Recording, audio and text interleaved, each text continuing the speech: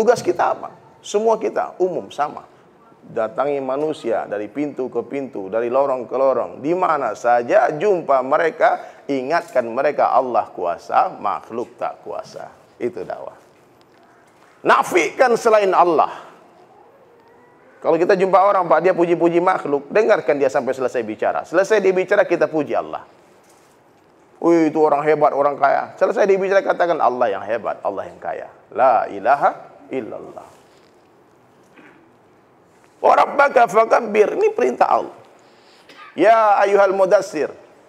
2 tahun setelah 5 ayat yang turun di Gua Hira, Nabi dakwah senyap-senyap, diam-diam hadirin. Karena perintah dakwah terang-terangan belum turun.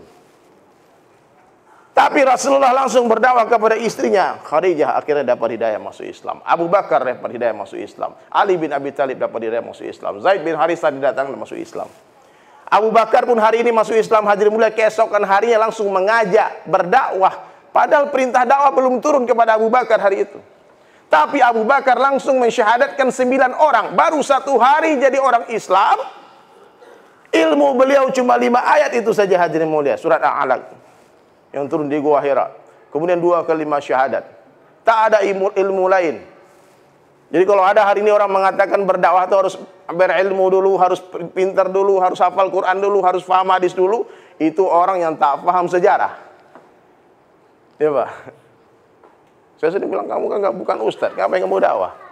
Saya Umar Rasulullah, memang bukan ustadz. Saya berdakwah, saya tak mengajar. Saya di sini cuma mengingatkan kita supaya kita semua bergerak, pula keluar dari masjid ini, jumpai orang.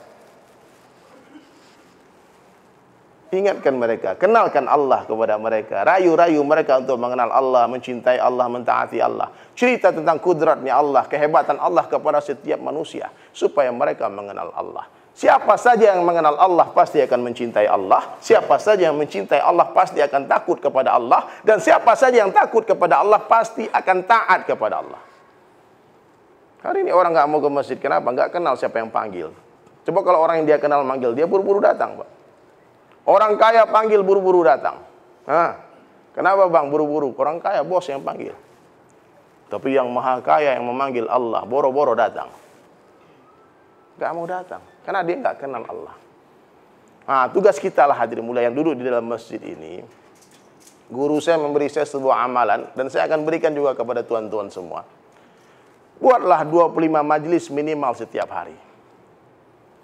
Bukan 25 orang di dalam, 25 majlis kita bicara kebesaran Allah. Bangun tidur, istri di sebelah kita langsung dakwah kepada istri. Alhamdulillah sayang bangun. Allah bangunkan kita, Allah masih hidupkan kita. Bersyukurlah kepada Allah.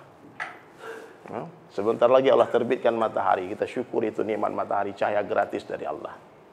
1 majlis.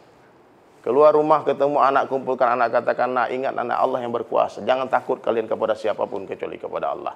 La ilaha illallah. Kalian jangan meminta kepada siapapun kecuali Allah. 2 majelis.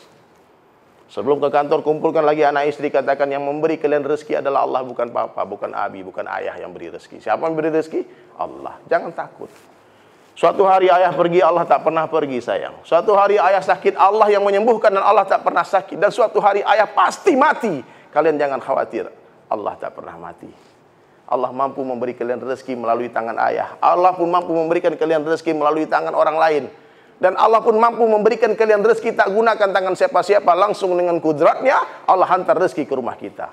La ilaha illallah. Istri kenal dengan Allah, anak kenal dengan Allah. 3 majelis. Keluar rumah ketemu supir, dakwah lagi sama supir. Keluar perumahan ketemu satpam. Berhenti 1 menit, setengah menit. Ingatkan itu satpam. Keamanan kalian jaga, iman juga jaga sayang. Pernah Bapak dakwah kepada satpam perumahannya Pak. Kita nggak peduli mereka nggak sholat apa tidak. Dia jaga keamanan rumah kita. Pembantu kita bertahun-tahun nggak sholat, pernah kita ingatkan. Sampai di kantor, office boy langsung dakwah, panggil saya sebentar, kasih duit dia nih, ada sedekah buat kamu. Ingat ya, kamu zikir terus kepada Allah. Yakinlah Allah bersamamu. Dapatkan Allah, dapatkan segala-galanya. Masuk kantor. Kumpulkan karyawan dakwah dulu, sebelum kerja dakwah dulu. Dakwah 25 majelis setiap hari. Majelis pertama dengar 1 kali, majelis kedua dengar 1 kali, majelis ketiga dengar 1 kali, majelis keempat dengar 1 kali, majelis ke-25 dengar 1 kali. Telinga kita dengarkan 25 kali. 1 paku yang dipukul 25 kali, itu tidaklah sama dengan paku yang dipukul 1 kali. Jelas sejelas-jelasnya dakwah bukan untuk orang. Dakwah adalah untuk diri kita sendiri.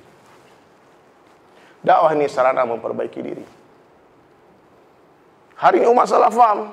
Yang ceramah niat memperbaiki jamaahnya, yang jamaah pun yang kebayang wajah orang. Tak ada yang niat untuk diri sendiri. Sehingga tak ada perbaikan, terhenti perbaikan dalam diri kita. Orang lain cuma sarana dakwah saja, tapi sasaran dakwah adalah diri kita. Orang lain sarana dakwah, sasaran dakwah diri kita. Nah, jangan salah niat hadirin sekalian. Kalau kita tak salah niat, kita faham maksud dakwah, maka kita semangat dakwah. Kenapa kita yakin kita bicara untuk diri kita? Bukan untuk orang. Tak ada satupun ayat di dalam Al-Quran yang menjanjikan hidayah kepada orang yang didakwahi. Tapi Allah berjanji memberi hidayah kepada orang yang berdakwah. Walladzina jahadu fina lanahdiyannahum subulana. Siapa yang bermujahadah di jalanku, aku pasti akan bukakan mereka pintu-pintu hidayah.